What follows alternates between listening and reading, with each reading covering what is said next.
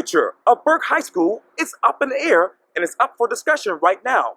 In this edition of Quintin's Close-Ups, I speak exclusively with an advocate for Burke High School, community activist Anjene Davis, one-on-one. And be sure to download the free Quintin's Close-Ups app in your Apple or Google Play stores. Listen to this interview Tuesday on my free Quintin's Close-Ups iHeartRadio podcast. And of course, subscribe to my YouTube channel. Anjene Davis, welcome back to Quintin's Close-Ups. How's it going? Great, actually. All right. You know, the last time I interviewed you was in 2015 when you ran for North Charleston City Council. Yes. But now I know you're very active in the community, particularly concerning educational issues and the future of education for African American students. Yes, very much so. What is the state of education for African American students in your mind? We're in crisis mode, actually, Quintin. More so than many people may know or understand. While Charleston is growing by leaps and bounds, we see a lot of growth and development in the economic sectors, business sectors. On the educational front, African American students seem to be falling further and further behind their white and Hispanic counterparts. Myself and a few other community advocates have been trying to sound the alarm to make the community aware of these things. And it seems to be a harder task than many people would acknowledge. How many times have you been trying to send off this alarm, this notification to these people? More times than I can remember, Quintin, but it's also because I'm invested, not just as a Charleston County School District employee.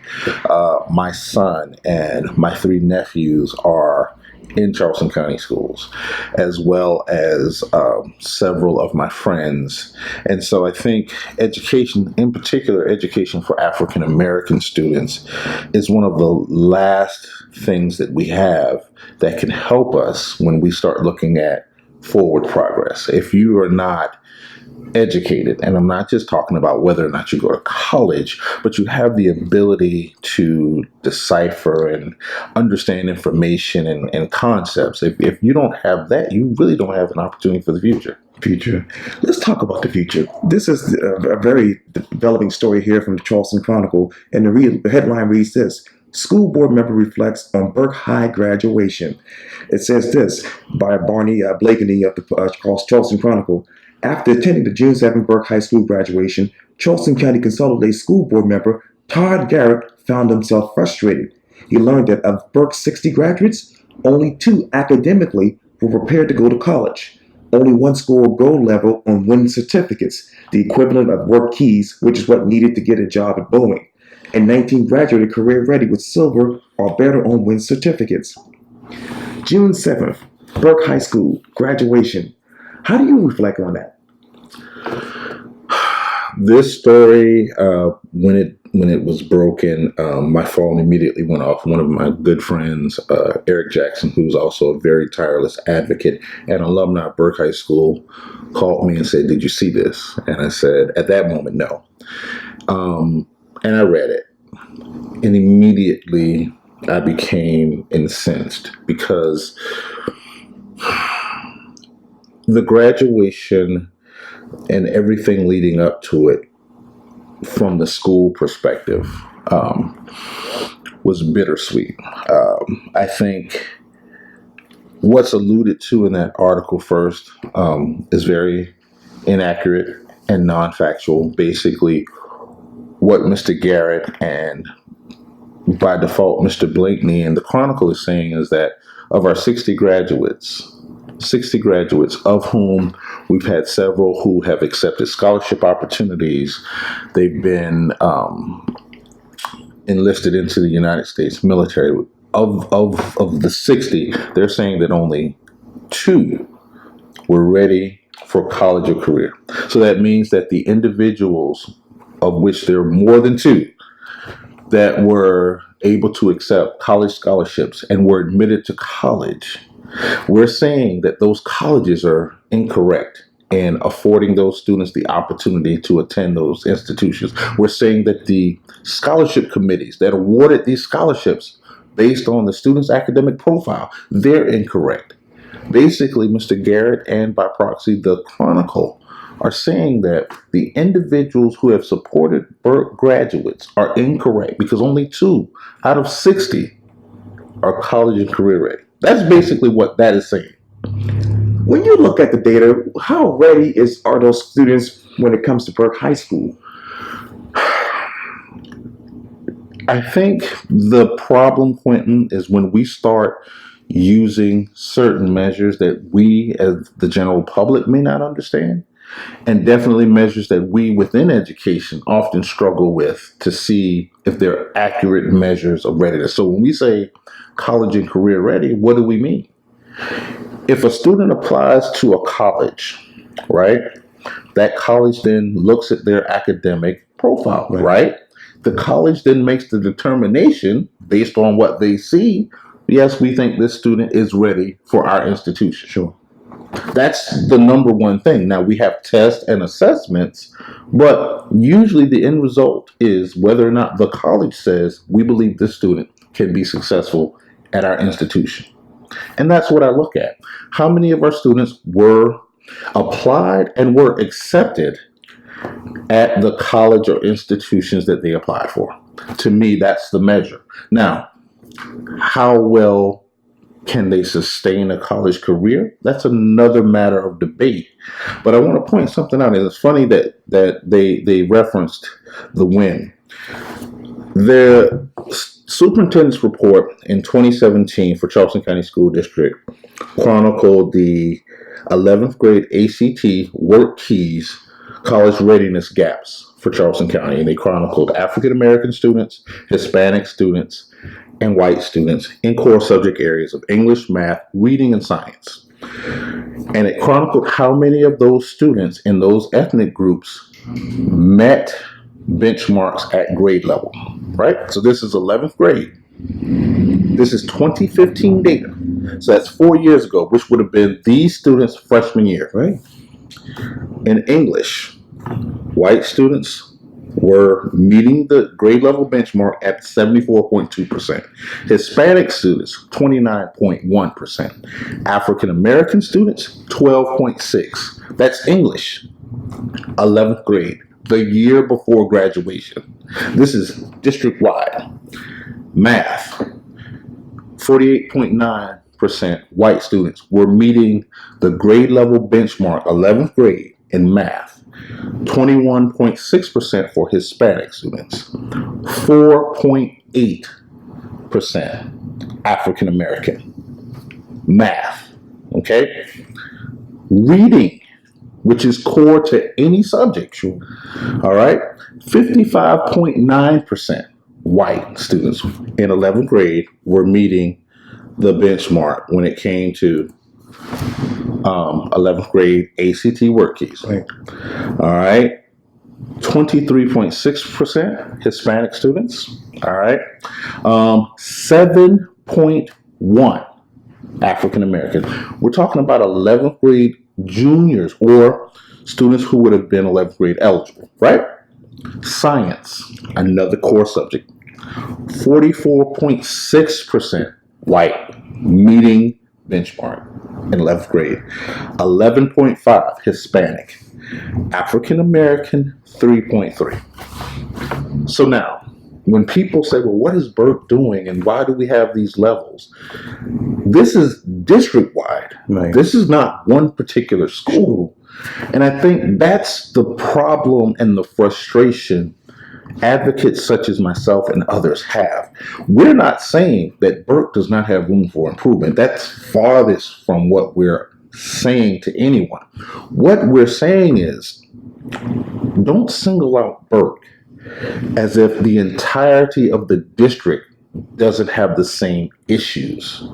And my personal opinion is that individuals such as Mr. Garrett, who, by the way, lives a short distance from the school, right, yet those of us inside never see him with the exception of maybe an important enough meeting. And even then, he's not guaranteed to show up.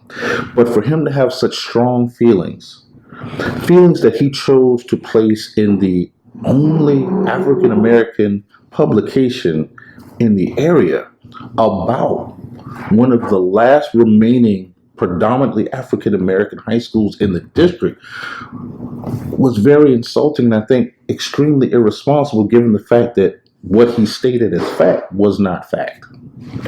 What is fact when it comes to Burke High School?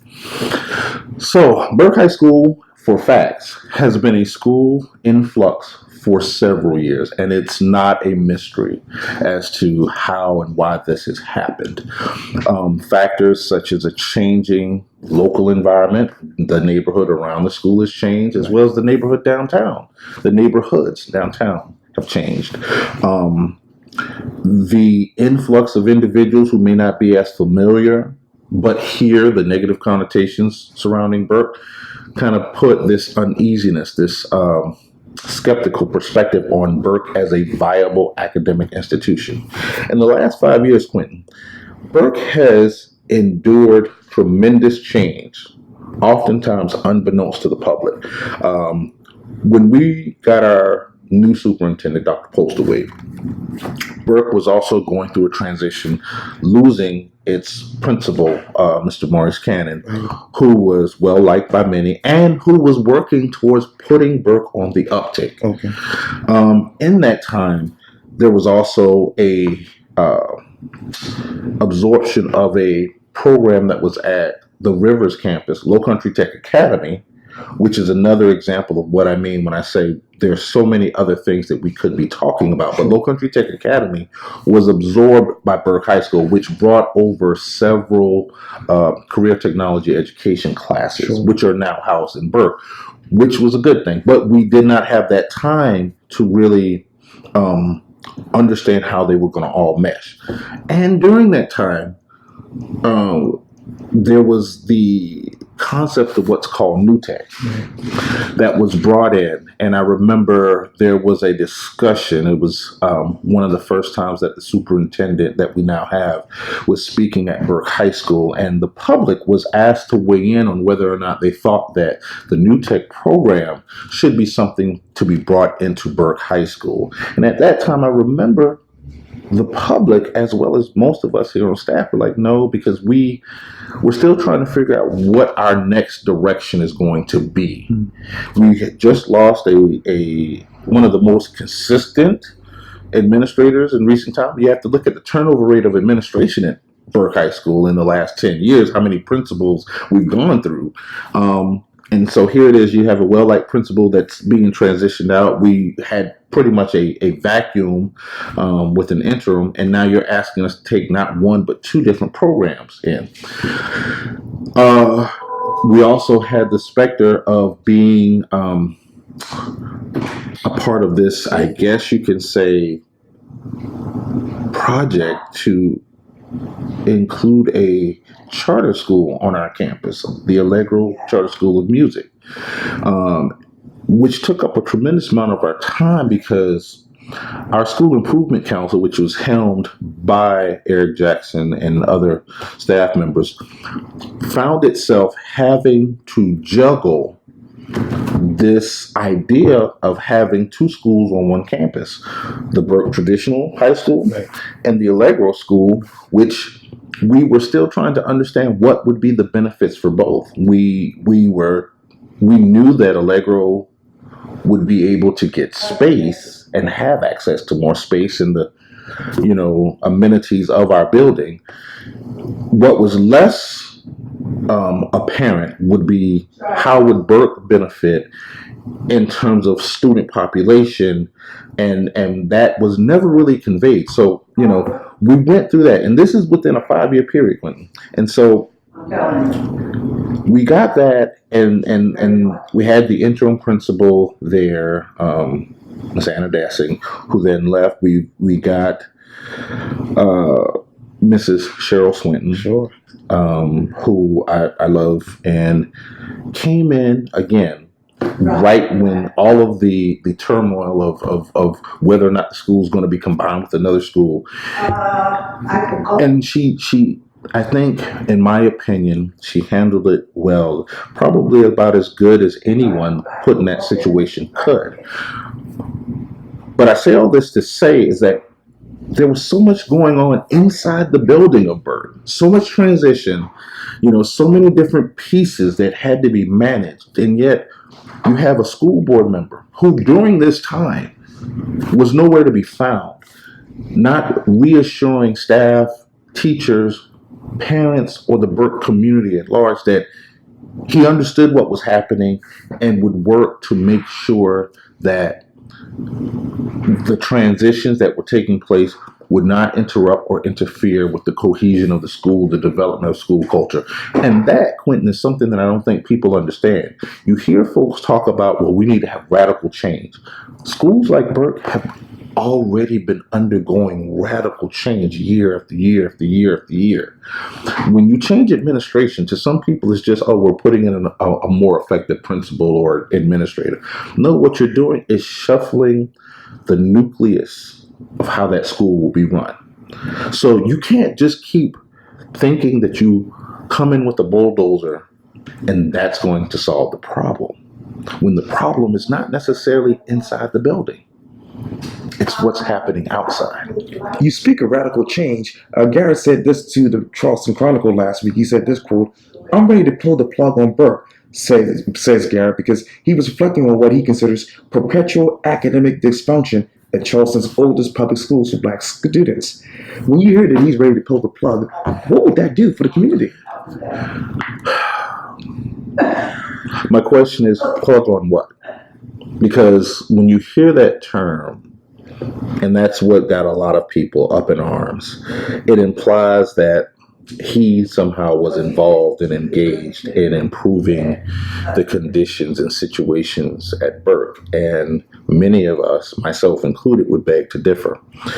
When you look at the beginning tenure of our current superintendent, right?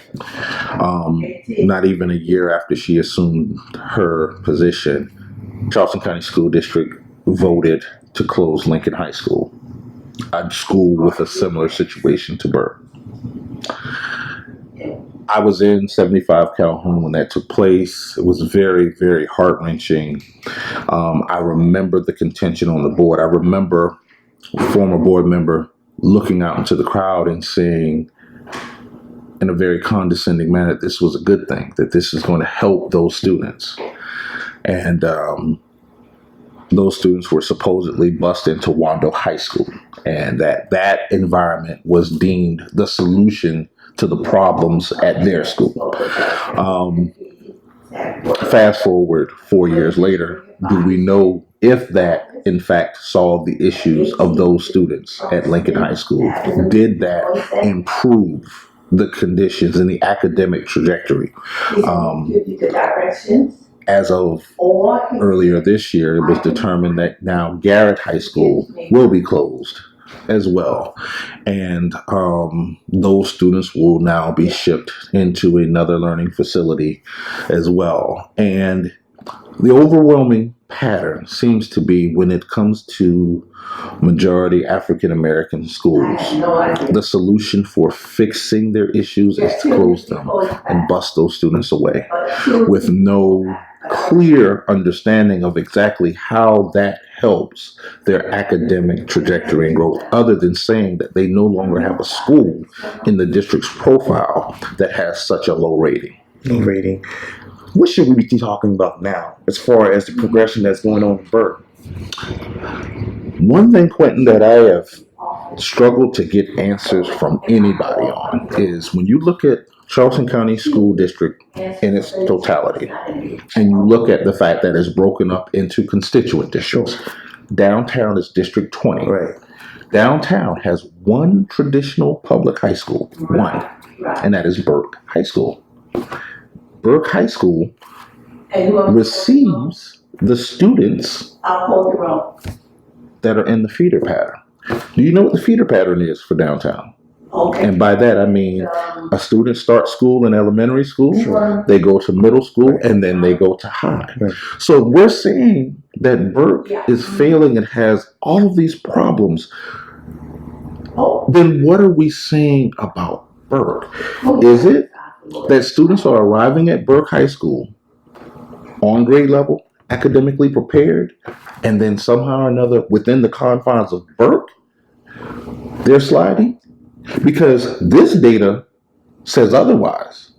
This data is county-wide. This data says that Charleston County, by and large, has an issue, especially as it relates to educating African American students. Or do we need to realize that the entirety of our system is flawed and that Burke represents the canary in the coal mine, saying to the general public and to the board at large, we have a problem. Burke is the end of the line of the public school system, not the beginning. So what's happening at our elementary levels? Are our students at grade level in elementary school, middle school, and arriving at Burke prepared to be educated at the high school level and prepared for college and career? That's the question that we need to ask, not to sit and look at Burke and say, oh, it's a failure in isolation. No.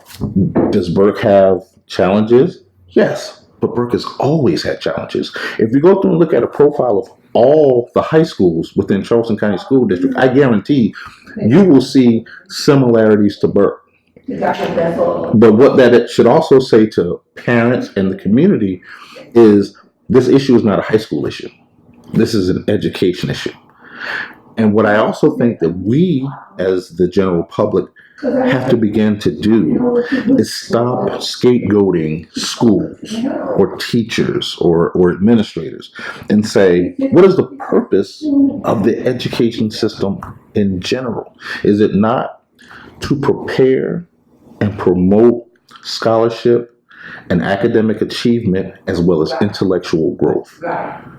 And so when we see that some of our students, our most vulnerable students, are not reaching those goals, then we have to look at the entirety of the system and not just point at one building. And I believe he also said this too.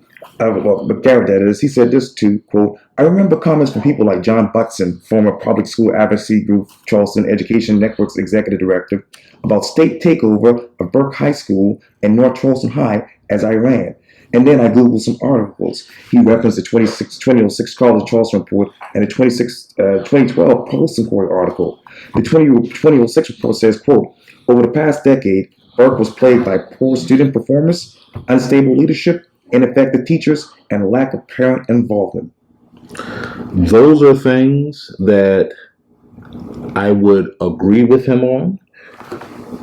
But when we look at those things, ultimately, who's responsible for that? Burke High School doesn't hire its leadership. Charleston County School District does. Academic achievement. Burke, as a school entity, does have some responsibility and accountability in student achievement, but only as much as the students who they receive. And what is oftentimes hung around the neck of teachers and staff at Burke are students who are sent or arrive at our campus who may not be where they need to be to move to the places that people like Mr. Garrett and others think they should. If you're telling me that we have students who are not at grade level in 11th grade, they didn't just not get at grade level. I guarantee if you go through our middle schools and high schools, you'll see the same thing. I think there was a report that said on average, many of our students, especially in our most vulnerable Title I schools or high minority population schools, are on average 2 to 3 grade levels behind in core subject areas. So you don't make up a grade in 1 year oftentimes. You don't make up 2 grade levels in 1 year oftentimes. You basically recognize that there's going to be an academic deficit. He references a 2006 and a 2012 report.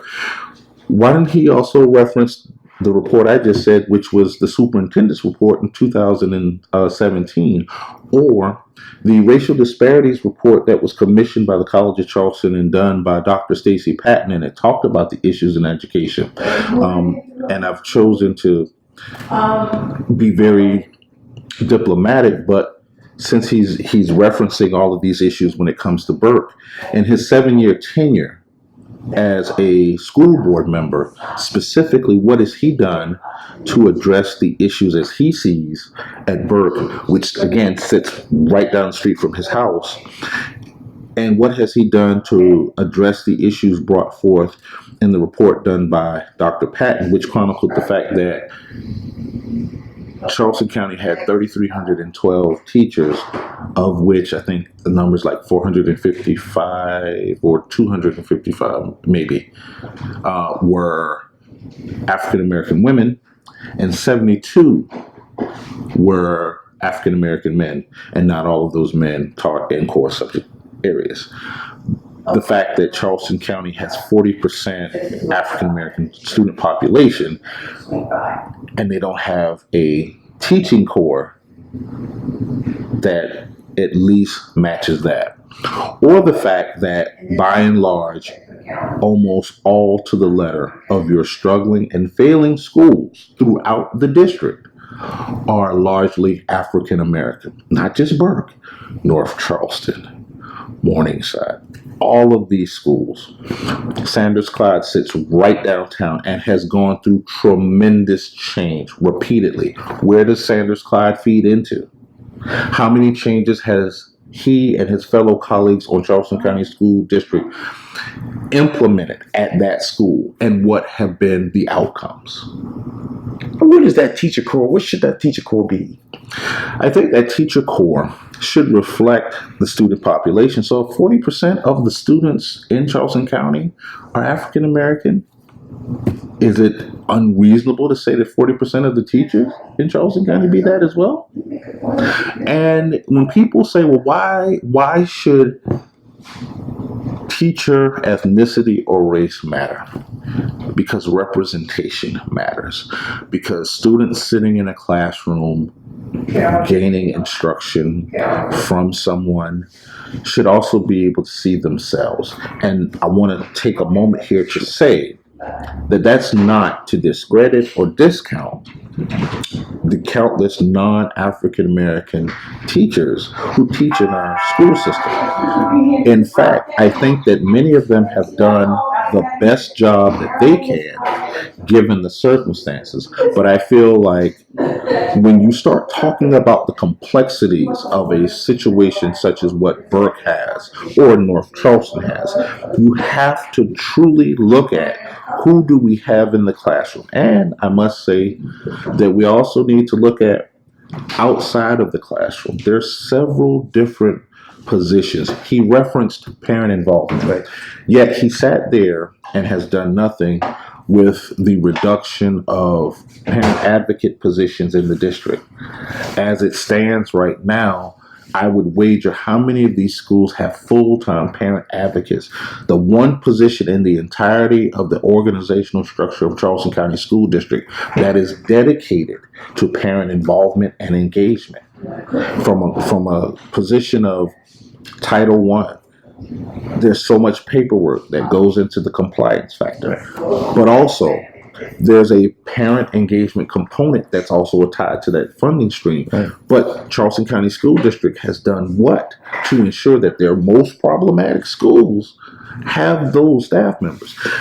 Also, student concern and support specialists. Right. People talk about the issues of discipline in our schools, yet do we have enough individuals whose sole task is to address that? Or are we still trying to put a Band-Aid on a bullet wound?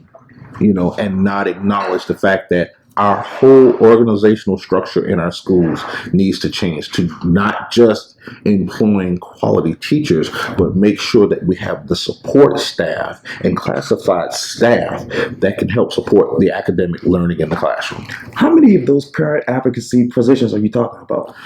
I would say this. I think every, at least Title I school or high priority school should have a full-time dedicated parent advocate. And I'm not sure exactly the number. I would say at least 60% of our schools in the district, and not just at the elementary level, high school level too, because there's a drop-off. And funny that he mentioned, I will say I agree with him, on the parent involvement, please. But I will differ from him in the fact that I will say that the district has done nothing to ensure that parent involvement and engagement is a priority, especially in schools like Burke. We have not had a dedicated, in-house, full-time, visible parent advocate at Burke in about 2 years. Let me turn over to what they're basically saying. They're citing declining current Burke High School performance stats. Average HCT scores in 2014, 13.1 in 2018, 13.7. And of course, pass rates, algebra in 2012, 62% meet exceeds in 2018, 50% met and exceed. English 2012, 66% met and exceeded in 2018 versus 39.7% met and exceeds. And Garrett asks, quote, is the trend moving in the right direction as celebrated in 2016 and predicted in 2012? That data, again, and I was at Burke High School when this was going on, that data also reflects the transition, because I think when I look at 2012 or 2011, 2012, that was around the time that Burke once again was going through another transition and getting its current principal in Mr. Maurice Cannon. So he inherited what was there and then began working on the process of trying to improve. Again, that data, which ironically is 13 years ago and 7 years ago, he's referencing that, and I'm referencing 2 years ago. And this data that is a reflection of high school statistics across the board puts Burke in good company, because it basically says that Charleston County School District, not Burke High School, Charleston County School District is failing African American students at astronomical rates. Why is he so scared of this data?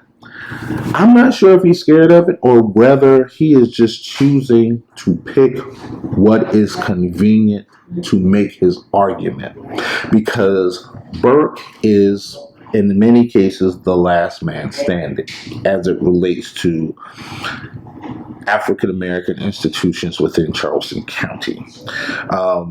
And I also find it interesting that Mr. Garrett is known for doing op-eds in the Post and Courier. I think it's very, very interesting that he chose the Chronicle to engage with this conversation. It's as if he is speaking directly to the African American community and wanting them to know that he's saying this about them, yet the entirety of his tenure on Charleston County School District, he's never spoken directly or engaged the African American community in large and said to them what he intends to do to improve the outcomes. Based on what he's saying, my indictment is against the entirety of Charleston County School District, because since this report was done, what have we seen as African American parents to give us confidence that this board and this school district administration is up to the task of improving these numbers? And you see the last man is standing. How strong is Burke right now? Burke is in a very vulnerable position, Quintin, and I feel that something else that needs to be said, and I know there are probably people who want me to say it, but I try to lead with the intelligent, factual argument. There's a contingent of people who feel as though much of this is not even about the academic achievement of the students at Burke currently. This is about individuals and groups who want Burke High School for their own. They want Burke High School and its campus for their children. And rather than say that openly or publicly, they hide behind statistics such as the ones that Mr. Garrett put forth in this article. They hide behind comments like, well, Burke is not achieving academically. The students there are not performing at rigor. Again, the data I showed you showed all ethnic groups, and it showed that all ethnic groups, by and large, have room for improvement. Okay. So to single out African American students at Burke High School alone, saying that they are not able to meet the challenges of rigorous curriculum, I feel is a bit disingenuous. And I feel that this is about the building that is Burke, and the individuals and parents who really feel that Burke in its current state, being majority black, having, the connotation of being a pillar in the black community is not good enough, and they don't want that for their kids. So thus, anything that they can do to push the narrative that Burke is a failure and that it cannot be fixed by any other traditional means, yet when you ask them, well, what has been tried to fix it, no one has an answer. Has Mr. Garrett been able to come into the school? The building that is Burke is open to anyone that wants to walk in. I have seen Mr. Garrett personally in the last year once when he came in for a meeting regarding Stony Field. Prior to that, and I think it's been maybe once a year, if that. And it should be noted that we've had meetings with the superintendent where she's posted into Burke to receive public comment and input. I've yet to see Mr. Garrett at that. When we were dealing with the issue of the charter school that was going to potentially be placed in Burke, we saw 3 other board members who weren't even District 20 representatives come in to speak. We didn't see Mr. Garrett. And the irony in that is that Mr. Garrett is in the development community, and you would think he would be somewhat sensitive to the displacement of students and families. You would think that as a school board representative, a representative of District 20, which includes in its entirety African American, Caucasian, Asian, Hispanic students, you would think he would come in to a school that's right down the street from his house and say, well, tell me what's going on. I've yet to see that happen. And I think that's my frustration. Mr. Garrett, as well as the writers at the Chronicle, are definitely entitled to their opinion and perspectives on Burke. Definitely. What they're not entitled to are their own facts. Anjene Davis, thank you so much for your time. And again, welcome back to Quintin's Close-Ups. Thank you. You're welcome. You're welcome.